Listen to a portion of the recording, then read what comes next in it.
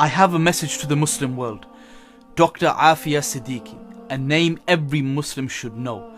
But tragically, so many of us don't. She is a mother, a sister, and one of the most oppressed women in the world today. Brothers and sisters, for over 20 years, she has been unjustly imprisoned. She was abducted, separated from her children, tortured and stripped of her rights. And now she is rotting in a cell, forgotten by the world, denied even the most basic human dignity. Wallahi, this is not just a tragedy, it's a shame upon us as an ummah. How can we allow one of our sisters to suffer like this in silence? How can we allow her to suffer when Mu'tasim would send a whole army to bring back a Muslim woman who was oppressed, who was dealt with unjustly?